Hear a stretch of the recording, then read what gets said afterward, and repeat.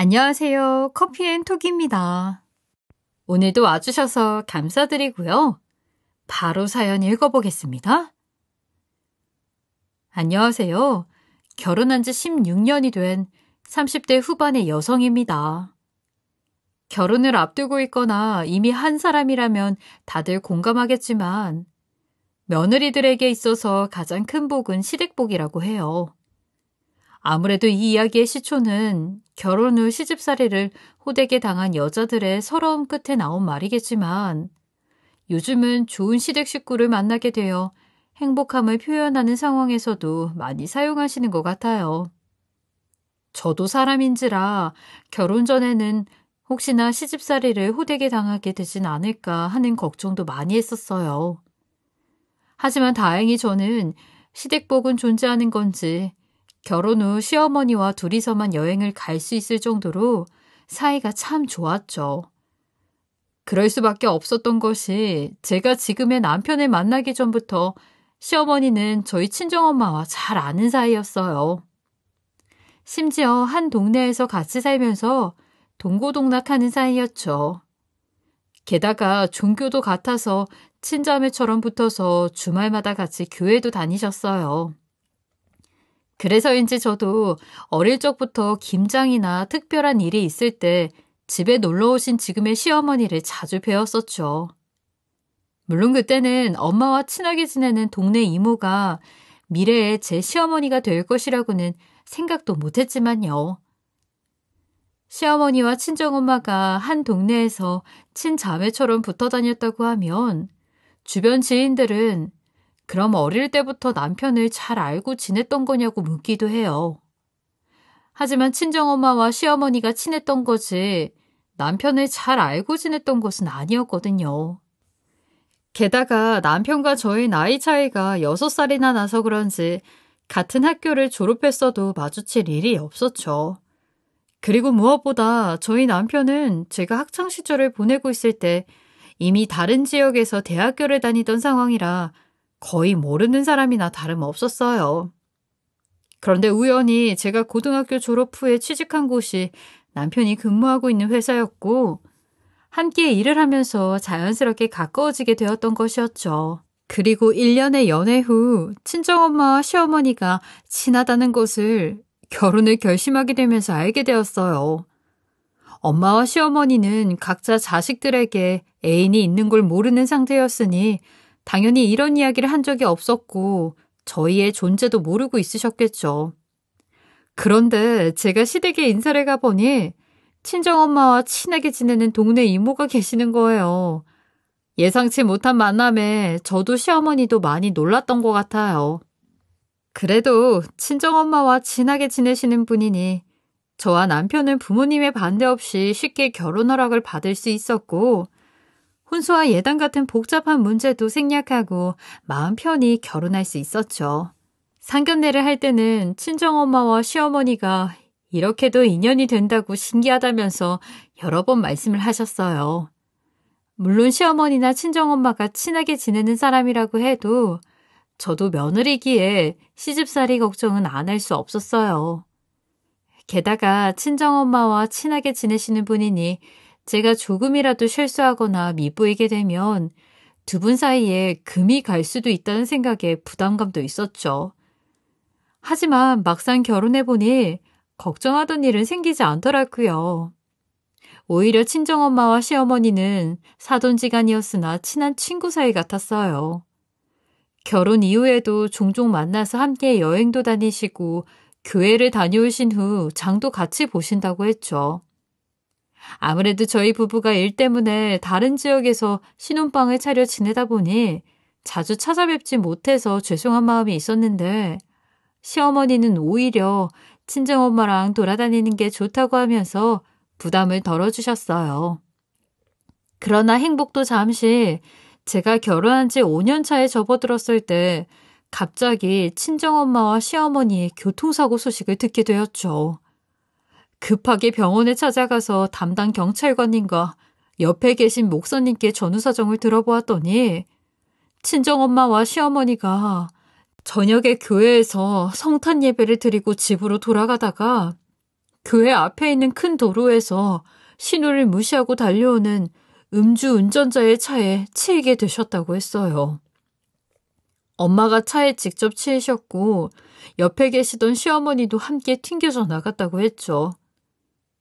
다행히 운전자가 곧바로 신고를 하고 목사님이 사고 현장을 발견하셔서 친정엄마와 시어머니가 모두 병원으로 옮겨졌지만 친정엄마는 장기 손상이 너무 심해서 돌아올 수 없는 강을 건너게 되었어요.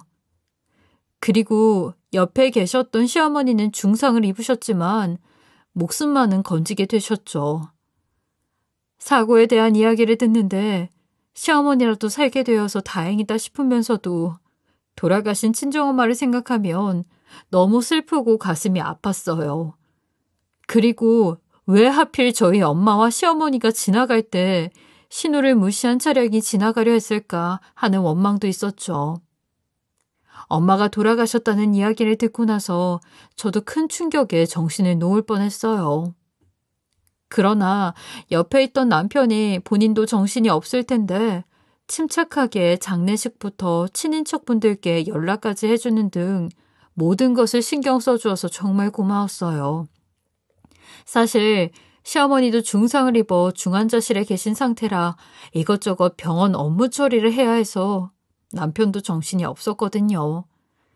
그래서 친정엄마와 시어머니가 사고를 당했을 당시 남편도 장례식장과 병원을 오가면서 제정신이 아닌 저까지 챙기느라 많이 힘들었을 거예요. 장례식장에서 남편이 이리저리 뛰어다니는 모습을 보니까 괜히 짠하기도 하고 안쓰럽기도 했죠. 그렇게 3일간의 장례식이 마무리되고 친정엄마를 좋은 곳에 잘 모셨어요. 그리고 피곤할 테니 집에 가서 쉬고 있으라는 남편의 말을 거절하고 곧바로 병원으로 가게 되었죠. 병원으로 이동하는 내내 혹시나 중환자실 면회 시간에 맞추지 못할까봐 안절부절 못했었는데 다행히 딱 맞게 도착해서 시어머니를 뵐 수 있게 되었어요.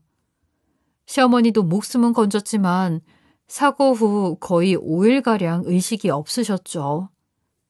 엄마를 보내고 중환자실에 들어가 의식이 없는 시어머니를 뵈니 마음이 안 좋았어요. 게다가 사고 때문에 팔다리도 부러지고 바닥에 떨어지면서 얼굴에 상처가 생긴 것을 보니까 눈물만 나왔죠. 그렇게 면회 시간은 끝나고 저희 부부는 중환자실 밖으로 나왔고 다음 면회까지는 시간이 많이 남았으니 집으로 들어가서 쉬다가 다시 오자는 남편의 말에 집으로 갔었어요. 그러나 시어머니까지 저렇게 누워 계시니 집에서 쉬어도 쉬는 게 아니었죠. 그래서 결국 저는 제대로 쉬지 못하고 집에 들어간 지 2시간 만에 병원으로 가서 중환자실 앞에 앉아 시어머니만은 살려달라고 계속 기도를 했어요. 그렇게 꼬박 이틀을 앉아서 중환자실 앞에서 계속 기도를 하니까 신이 간절한 제 기도를 들어주셨나 봐요. 갑자기 중환자실 문이 열리더니 간호사님께서 시어머니 보호자를 찾으셨죠. 처음에는 저도 남편도 무슨 일이 생긴 건가 싶어서 심장이 내려앉는 듯한 기분을 느꼈어요. 하지만 막상 안으로 들어가 보니 의식을 되찾은 시어머니가 누워 계셨죠. 시어머니가 눈을 뜨고 있는 모습을 보는데 정말 안도감이 밀려왔어요. 그리고 시어머니가 의식을 되찾은 것이 너무 감사해서 눈물만 흘러내렸죠. 남편도 그동안 제 앞에서 티는 안 냈어도 시어머니도 혹시 잘못될까 봐 겁을 먹었는지 그날만은 엉엉 울었어요. 그렇게 시어머니와 짧은 만남을 가진 후 저와 남편은 중환자실 밖으로 나왔어요. 그리고 하루가 지난 후 시어머니는 일반 병실로 옮겨질 수 있었죠. 저는 일반 병실로 올라온 시어머니 병간호를 열심히 했었어요. 한동안 의식이 없다가 겨우 깨어나셔서 그런지 시어머니는 힘이 없었고 말도 제대로 하지 못했죠. 그래도 제가 옆에서 지극정성으로 간호를 해서 그런지 며칠 후에는 의식도 완전히 회복하고 말문도 조금씩 트이기 시작했어요. 그렇게 시어머니가 말문이 트인 후로 저와 남편에게 가장 먼저 꺼내셨던 말은 저희 친정엄마에 대한 안부였죠. 처음에는 중환자실에서 있다가 일반 병실로 올라온 지 얼마 안 되어서 충격을 드리면 안 될 것 같아 말씀을 드려야 하나 말아야 하나 고민을 했었어요. 그런데 시어머니가 옆에서 저와 남편 눈치를 살피더니 무언가 느끼셨는지 제대로 말 좀 해보라고 재촉을 하셨죠. 결국 저는 사고가 나던 날 친정엄마가 목숨을 잃었다는 이야기를 할 수밖에 없었어요. 가만히 저의 이야기를 들으시던 시어머니는 친정엄마의 소식을 듣자마자 저를 껴안고 정말 애달프게 우셨어요. 시어머니가 저희 친정엄마보다 한 살이 더 많으셨는데 저희 엄마 소식을 들으시고는 언니가 되어 누워있느라 장례식에도 못 가서 배웅도 못했다고 미안하다며 엉엉 우셨어요. 그 모습을 보는데 저와 남편도 시어머니 마음이 이해가 되어 눈물을 훔칠 수밖에 없었죠. 혹시나 시어머니가 친정엄마 소식을 듣고 다시 쓰러지거나 할까봐 걱정이 많았었는데 다행히 그런 일은 없었고 무사히 회복하신 후 퇴원할 수 있었어요. 이후 저는 시어머니를 진짜 친엄마처럼 모셨던 것 같아요. 이전에는 멀기도 하고 먹고 살기 바쁘다 보니 명절이나 큰일이 있지 않으면 친정집이나 시댁에 자주 가려고 노력하지 않았어요. 그러나 막상 사고로 갑작스레 엄마를 보내고 나니까 혼자 남은 시어머니가 생각이 나서 오히려 시간을 내서라도 가려고 노력을 하게 되었죠. 아무래도 시어머니가 엄마랑 거의 친자매처럼 붙어 다니셨는데 많이 적적하실 것도 같았고 무엇보다 친정엄마에게 못한 만큼 시어머니에게 더 잘해야겠다는 생각이 들었거든요. 또 시어머니가 교통사고 후유증으로 몸이 많이 안 좋았는데 병간호할 사람이 저밖에 없어서 자주 찾아갈 수밖에 없었어요. 시어머니도 저의 마음을 아는지 항상 시댁에 찾아갈 때마다 엄마를 잃은 저의 슬픔을 이해해 주시고 같이 위로도 해 주셨죠. 또 제가 나서서 병간호를 다 해주어서 그런지 항상 저에게 평생 은혜를 잊지 않을 거라고 하셨어요. 그러면서 너무 감사하게도 비록 친정엄마는 떠나보내게 되었지만 앞으로 대신 친정엄마 역할을 해주겠다고 하셨죠. 시어머니는 정말 저에게 약속하신 대로 친정엄마 역할을 대신 해주셨어요. 엄마가 돌아가신 후 약 1년 뒤에 첫 아이를 낳게 되었는데 시어머니께서 저희 부부집까지 오셔서 몸조리도 다 해주시고 미역국도 직접 다양한 재료를 넣어 끓여주셨죠. 그리고 제가 지치고 힘들어 보일 때면 시댁에 아이 놓고 부부끼리 여행이라도 다녀오라고 하실 때도 많았어요.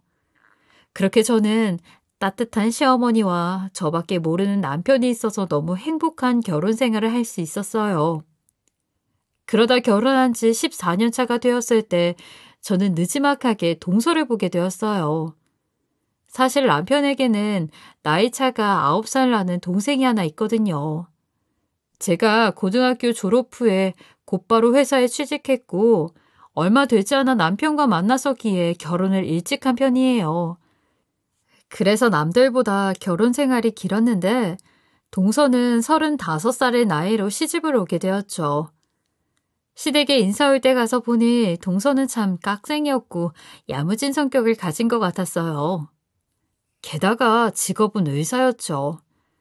그때 들어보니까 공부를 꽤 잘했는지 법대를 졸업하고 갑자기 의사가 되고 싶다는 생각에 진로를 변경해서 의학전문대학원에 들어가 의사가 되었다고 해요. 시어머니도 내심 제 앞에서는 티를 내지 않으셨지만 의사 동서를 봐서 좋아하는 것 같았죠. 사실 저는 동서의 직업과 학벌은 크게 신경 쓰지 않았어요.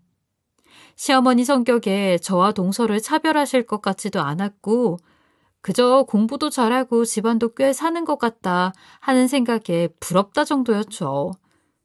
어디서 뭘 하는 사람이건 저희 시댁에 시집을 왔고 손 아랫동서이니 저는 친하게 잘 지내고 싶었어요. 그래서 시댁에서 동서를 만나게 될 때마다 먼저 말도 걸고 이것저것 알려주려고 했었죠. 그러나 무슨 일인지 동서는 저를 경계하듯 이야기를 하려고 하지 않았어요. 만나면 대충 인사만 나눌 뿐 저를 무슨 투명인간 취급을 하는데 너무 서운했어요. 처음에는 동서가 결혼한 지 얼마 안 되어서 아직 어색해서 그럴 거라고 생각했었어요. 그래서 익숙해지고 함께 이야기도 나누다 보면 자연스럽게 친해질 것이라고 믿었죠. 그러나 시간이 지나도 동서는 끝까지 저를 없는 사람 취급했어요. 하지만 시어머니 앞에서는 살갑게 행동하고 웃고 그리고 속에 있는 이야기도 잘하는 듯 보였죠. 누가 봐도 시어머니와는 너무 잘 지내는데 동서가 시댁이 어색하고 불편해서 저를 피하는 것은 아닌 것 같았어요. 저도 사람인지라 그러지 않으려고 해도 동서가 저를 투명인간 취급할수록 점점 서운해졌죠. 게다가 시어머니도 애교가 많은 동서를 너무 예뻐하시고 저랑은 잘 어울리지 못하는 것을 염려하시는데 저 또한 그 사이에 끼지 못하고 둘이서만 잘 지내는 모습이 조금 질투가 났어요. 속상함에 남편에게 신세한탄을 해봐도 동서가 아직 결혼한 지 얼마 안 돼요. 시어머니한테 잘 보이고 싶어서 그런 것 같다고 조금 기다려보라고 했죠. 저도 시어머니랑 함께한 세월은 무시 못하니 동서가 너무하다 싶어도 너그러이 이해하고 넘어가려고 했어요. 한 번은 시어머니 생신날에 시댁에 다 같이 모여 식사를 하기로 했던 적이 있었죠. 그날 저는 조금 일찍 시댁에 가서 정신없이 시어머니 생신상을 차리고 있었어요. 그런데 동서가 뒤늦게 들어오더니 저에게 의미심장한 이야기를 꺼내는 거예요. 형님은 혹시 아주버님한테 무슨 말 들은 거 없어요? 어머니에 대한 이야기요. 무슨 말? 어머니한테 무슨 일 있어? 그게 저희 어머니가 그렇게 알부자라면서요? 의중 씨한테 들었는데 나중에 저 개원할 때 어머니께서 병원 하나는 해주실 수 있다고 하던데요? 그만큼 재력이 된다면서요. 그거 형님도 알고 계셨어요? 그게 무슨 소리야. 어머니가 무슨 알부자야. 동서가 뭘 잘못 알고 하는 이야기 같은데? 아, 형님은 모르고 계셨구나. 알겠어요. 저는 동서의 이야기를 듣고 조금 황당했던 것 같아요. 결혼 생활을 오래 했음에도 저는 처음 듣는 이야기였거든요. 심지어 시어머니는 지금까지도 전셋집에 살고 계시는 데다가 전세금을 못 올려줄 때마다 이사를 다니고 있는 형편이에요.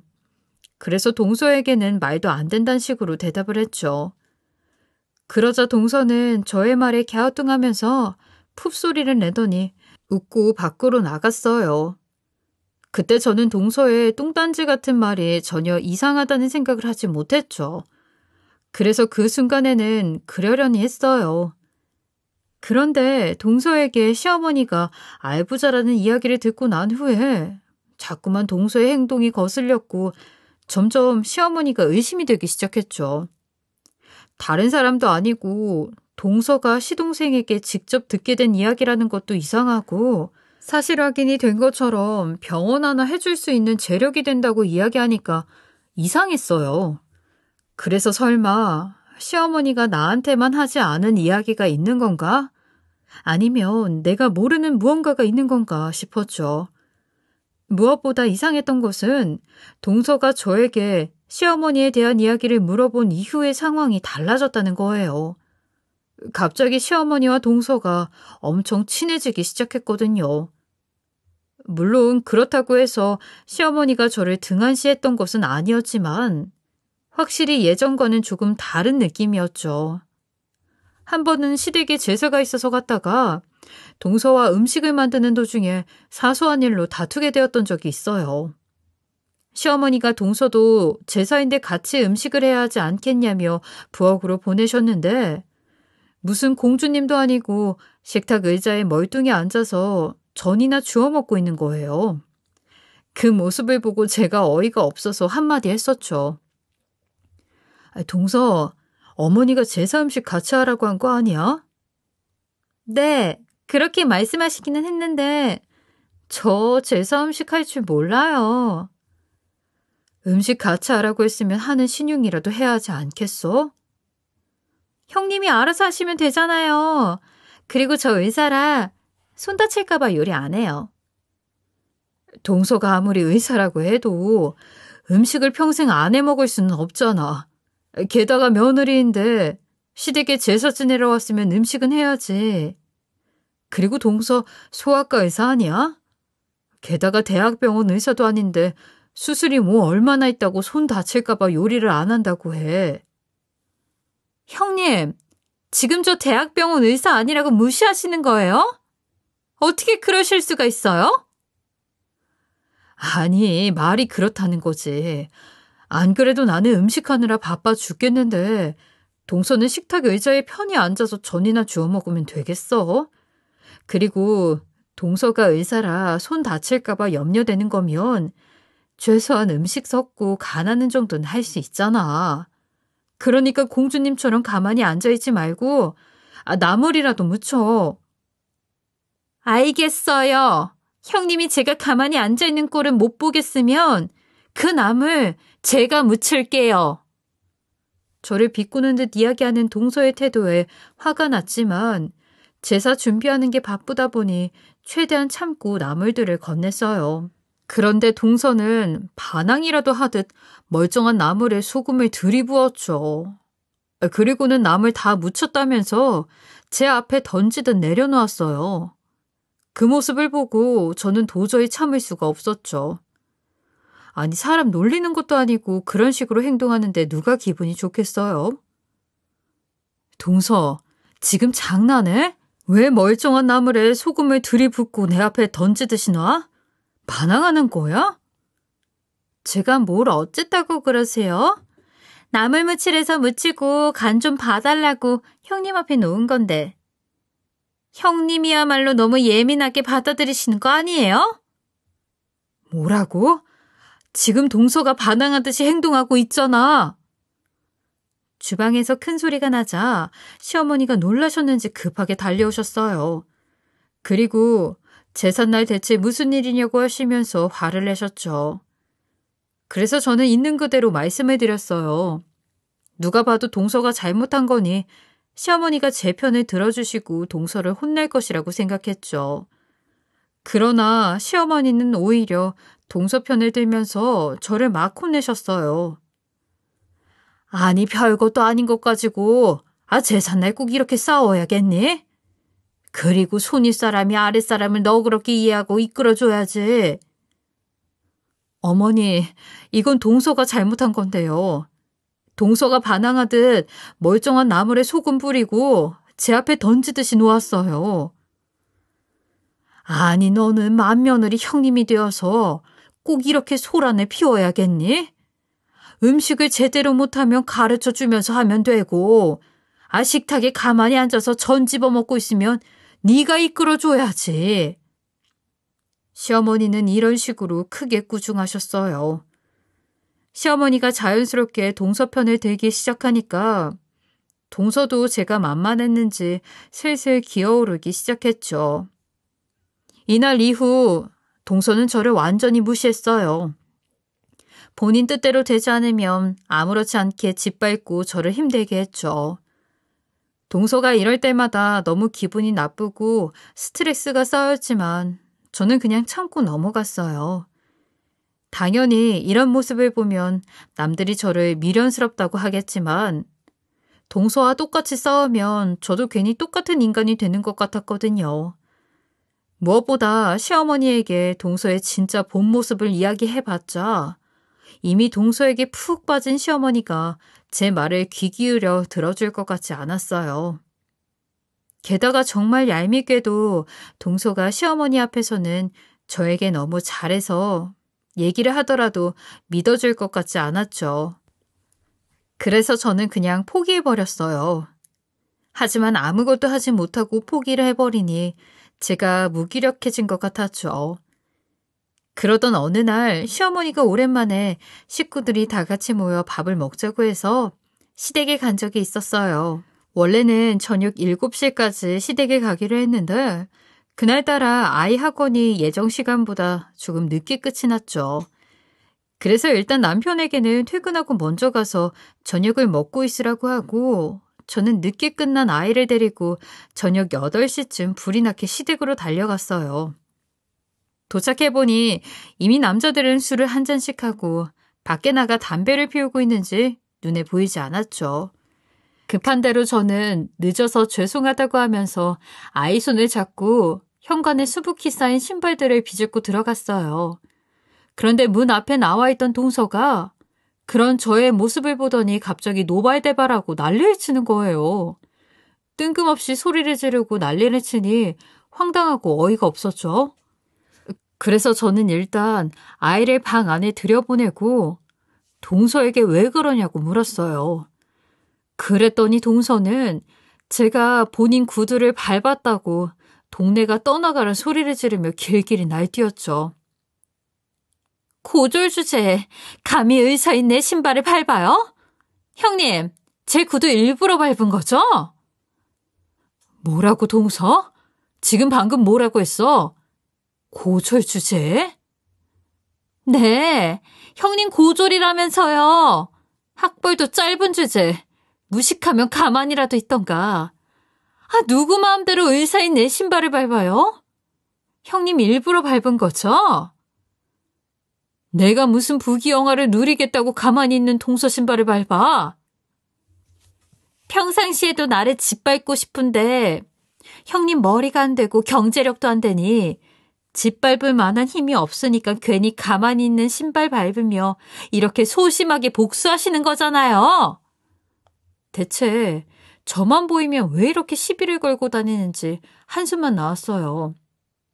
웬만하면 싸우기 싫어서 참고 넘어가려고 하는 사람을 이렇게 걸고 넘어지니 더 이상 참고만 있는 게 답은 아니라는 생각이 들었죠. 살짝 집 안에 보니까 어머니도 안 계시는 듯했고 가족들도 나가고 없는 것 같으니 저도 에라 모르겠다 하고 동서와 싸웠어요. 그래, 일부러 밟았다. 왜? 여태까지 모른 척 오냐오냐 참아주니까 내가 아주 만만하지? 이제야 본색을 드러내시는 거예요? 역시 고졸이라 무식하게 나오는 건 여전하네요. 야, 너 말 다 했어? 뭐? 고졸이라 무식해? 진짜 무식한 맛 한번 보여줘? 형님이 아무리 그래도 이 집에서 도와주는 사람 하나 없을 텐데요. 그냥 제 앞에서 신발 밟아서 죄송합니다 하고 수그리세요. 그럼 내가 그냥 모른 척하고 넘어가 줄 테니.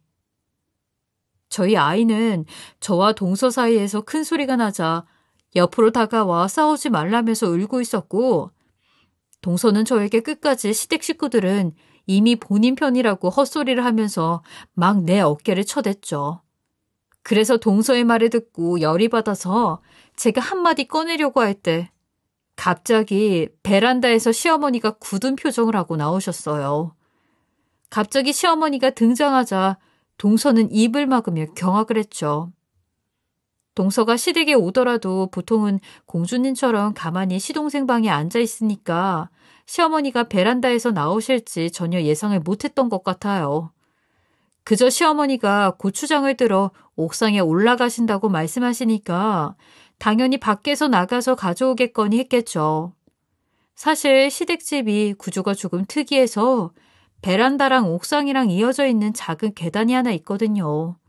그런데 동서는 베란다에 들어가 본 적도 없고 갈 생각도 없었을 테니 몰랐던 것은 당연한 일이었죠. 시어머니는 베란다 문을 열고 나오시면서 동서를 보자마자 면상에 고추장을 던져버렸어요. 어머니! 고추장을 제 얼굴에 던지시면 어떡해요? 내 눈! 이제야 진짜 얼굴을 드러내네. 너 내가 여태까지 아주 많이 봐준 줄 알아. 감히 이게 내 재산 보고 구미호짓을 해? 어머니, 구미호짓이라니요. 무슨 말씀을 그렇게 하세요? 그리고 제가 언제 그런 짓을 했나요? 내가 네 새카만 속셈을 모를 줄 알아? 너나 의중이 놈이나 둘 다 똑같은 인간이다. 사람은 끼리끼리 만난다더니 아유, 속 터져. 이 테스트에서 큰애는 합격이고 너는 불합격이야. 내가 가진 전 재산은 큰애한테 모두 물려줄 테니 그리 알아. 어머니, 그런 게 어딨어요. 의중 씨도 어머니 자식이잖아요. 됐다. 너랑 더 이상 할 말 없다. 그렇게 시어머니는 잔뜩 화를 내시고는 속상하셨는지 안방으로 들어가셨어요. 저는 당연히 시어머니가 동서의 진짜 속셈을 모르고 그저 의사 며느리라서 예뻐하시는 줄 알았죠. 그런데 이 모든 것을 다 알고 계셨다고 하니 정말 놀랄 수밖에 없었어요. 그리고 하시는 말씀을 들어보니 동서 말대로 시어머니는 은근히 알짜배기 부자가 맞는 것 같았죠. 사실 저는 시어머니의 재산 같은 것은 관심도 없었으니 전혀 모르고 있었거든요. 하지만 시동생과 동서는 워낙 돈 욕심이 많은 사람들이라서 몰래 시어머니의 재산부터 따지고 캐고 다녔던 것이었죠. 동서는 시어머니의 단호한 말씀에 바로 주저앉아 버렸고 저는 믿을 수 없는 상황에 멍하니 있었어요. 그렇게 한참을 있었더니 밖에 나갔던 남편과 시동생이 집으로 들어왔어요. 동서는 주저앉아 있고 저는 멍하니 있는 데다가 분위기가 이상하니 당연히 놀란 듯 보였죠. 특히 시동생은 많이 놀랐는지 주저앉아 있는 동서에게 조용히 무슨 일이냐고 물어보았어요. 그러나 동서가 대답을 하지 못했고 시동생은 저에게 물어보았죠. 하지만 저도 대답 없이 멍하니 있으니 답답했는지 안 되겠다면서 방 안에 있는 시어머니에게 가서 물어보겠다며 움직이려고 했어요. 그러자 동서는 급하게 시동생 손을 잡으며 가면서 이야기를 해줄 테니 얼른 집으로 가자고 했죠. 결국 시동생은 동서의 손에 이끌려 나가게 되었고 남편도 분위기가 안 좋은데 가면서 밥을 사 먹더라도 그냥 집으로 가자고 했어요. 하지만 인사도 없이 나가는 것은 아닌 것 같았죠. 그래서 저는 시어머니께 인사만 드리고 나오겠다고 하면서 안방으로 들어가게 되었어요. 시어머니는 동서와의 일로 많이 속상하셨는지 연신 한숨을 쉬고 계셨어요. 저는 조심스럽게 시어머니 앞으로 다가갔죠. 어머니, 아까 동서와 있었던 일은 정말 죄송해요. 일이 이렇게 될 줄은 몰랐어요. 아니다. 네가 무슨 잘못이 있겠니? 며느리 집에 잘못 들인 내 잘못이지. 그건 그렇고 그동안 나한테 많이 서운했지? 아니에요. 제가 괜히 동서랑 분란을 일으켜서 죄송해요. 아니다. 사실 지난번에 네 동서가 너한테 재산에 대해 묻는 걸 내가 우연히 들었어.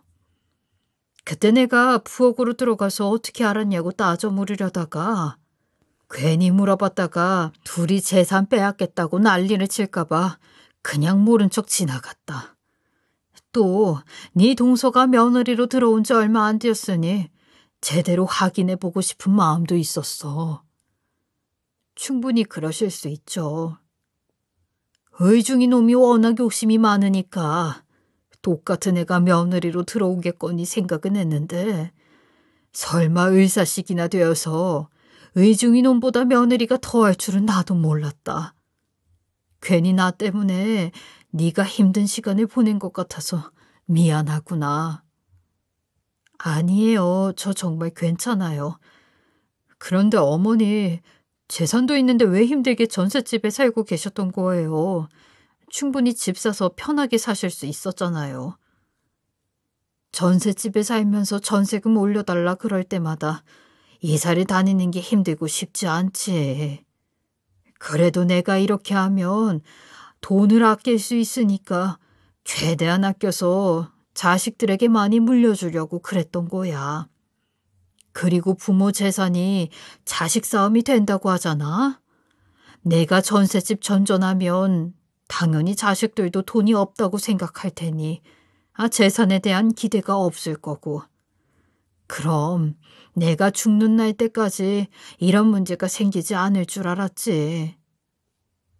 시어머니는 오로지 자식들의 미래를 위해서 전셋집을 전전하며 살고 계셨던 것이었어요. 그런데 자식이라는 이유로 시동생은 부모의 재산이 탐이 나서 시어머니 모르게 얼마가 있는지 캐고 다니고, 그걸 또 아내에게 병원을 차려줄 수 있을 정도로 돈이 있다는 이야기를 해서 현혹시키니 일이 이렇게 커질 수밖에 없었죠. 그렇게 저는 모든 전후 사정을 듣게 되었고, 늦었는데 가보라는 시어머니의 말씀에 집으로 돌아오게 되었어요. 하지만 아무리 생각해도 속상해하시는 시어머니의 모습이 마음에 걸려서 다음 날에 시댁으로 다시 찾아가게 되었죠. 그런데 시댁에 도착하고 보니 동서와 시동생이 와 있었어요. 저는 당연히 동서와 시동생이 전날 일을 사과하러 왔을 것이라는 생각을 하고 있었어요. 그런데 정신을 못 차렸는지 두 사람은 막무가내로 돈을 달라고 요구하고 있었어요. 엄마 재산이 있는데 왜 그걸 숨겼어? 나중에 죽으면 싸가지고 갈 것도 아닌데. 뭐라고? 니들이 아직 정신을 덜 차렸구나. 당장 내 집에서 나가. 어머니 재산 저희한테 주시면 안 될까요? 저 조만간 병원 나와서 개원하려고 하는데 보탬이 되면 좋잖아요. 제가 병원 열심히 운영해서 돈 불려 다시 돌려드릴게요. 내가 어제 말하지 않았냐? 너희 부부한테는 단돈 1원도 못 줘. 그렇게 움켜쥐고 뭐 할 건데요, 엄마? 차라리 며느리한테 투자해서 개원하는 게 낫지. 엄마 돈 받아서 며느리가 개원하는데, 나중에 잘 되면 집도 사주고 차도 사줄 텐데. 그냥 투자한다고 생각하고 돈 줘요. 집이랑 차는 니들 도움 없어도 내 돈으로 충분히 살 수 있다. 그런데 궁상맞게 왜 이런 쓰레기 같은 전셋집 전전하면서 살고 있냐고요? 니들 눈에는 내가 쓸데없이 전셋집 전전하고 있는 걸로 보이냐? 내가 왜 이렇게 살고 있는데? 다 아끼고 아껴서 너희들한테 물려줄 생각으로 이렇게 살았다, 이놈아. 근데 어제부로 내 생각은 싹 바뀌었어. 니들 심성이 못 되어서 내 재산은 모두 첫째한테 물려줄 거다. 시어머니가 왜 그렇게 전셋집을 전전하며 살았는지 모든 사실을 밝히자 그제야 동서는 아차 싶었던 것 같아요. 곧바로 시어머니 발 밑에 무릎을 꿇고 잘못했다면서 사과를 했죠. 어머니, 제가 정말 잘못했어요. 다시는 그런 짓 안 할 테니까 한 번만 용서해 주세요. 사과는 내가 아니라 뒤에 있는 네 형님한테 해야지. 아직도 분간이 안 가냐? 시어머니는 사과하는 동서를 발로 차면서 사과의 대상이 틀렸다며 뒤돌아서 그 사과 저에게 하라고 하셨어요. 시댁에 도착했을 때부터 분위기가 심상치 않아서 조용히 들어가 현관문 옆에 숨어 있었는데 시어머니가 그런 저를 발견하시고 하신 말씀이었죠. 동서와 시동생은 제가 시댁에 찾아간 것을 몰랐던 것인지 두리번거리다가 이내 저를 발견하고 표정이 굳어졌어요. 하지만 시어머니가 얼른 사과하라고 재촉을 하시니까 동서는 마지못해 저에게 사과를 하는데 정말 진심이 하나도 느껴지지 않았어요. 그렇게 동서가 어영부영 사과를 하고 나니 시어머니는 당장 내 집에서 나가라면서 동서와 시동생을 내쫓았어요.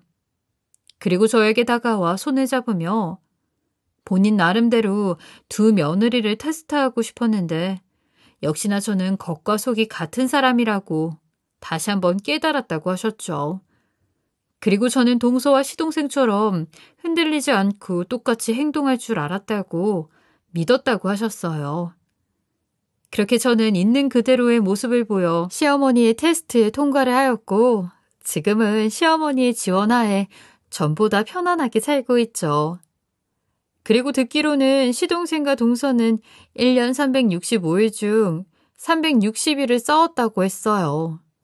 둘 다 워낙 돈 욕심이 많아서 그런가 시어머니 재산을 뜯어내려고 했는데 실패하니 실망도 컸겠죠. 안 싸우는 날이 손에 꼽을 정도로 하루에도 서너 번 싸운다고 하더니 얼마 전에는 결국 협의 이혼을 하겠다며 서로 별거를 하고 있다고 하네요. 최근에 저는 시어머니의 도움으로 음식점을 하나 열었어요. 사실 제가 아이를 낳게 되면서 회사에서 나와 주부로 있는데 아이가 크면 음식점을 열어야지 했었거든요. 그래서 계속 틈이 나는 대로 돈을 모으고 있었죠. 그런데 그걸 시어머니가 어떻게 아셨는지 저희 아이가 많이 컸으니 음식점을 해도 괜찮을 것 같다면서 큰 돈을 주시며 가게 한번 열어보라고 하셨거든요. 저는 결국 시어머니 돈을 받아 음식점을 오픈하게 되었죠. 완전히 자리를 잡으면 시간이 필요하겠지만 나름대로 음식 연구도 하고 시장 조사도 하면서 행복한 마음으로 열심히 살고 있어요. 그리고 시어머니께도 감사한 마음으로 자주 찾아뵙고 잘하려고 많은 노력을 하고 있죠. 이번 일을 겪어보니 동서와 시동생 부부가 욕심을 줄이고 가족에게 조금만 더 잘하려고 노력했다면 재산도 나눠가지고 이혼도 하지 않아도 되었을 텐데 하는 생각이 드네요.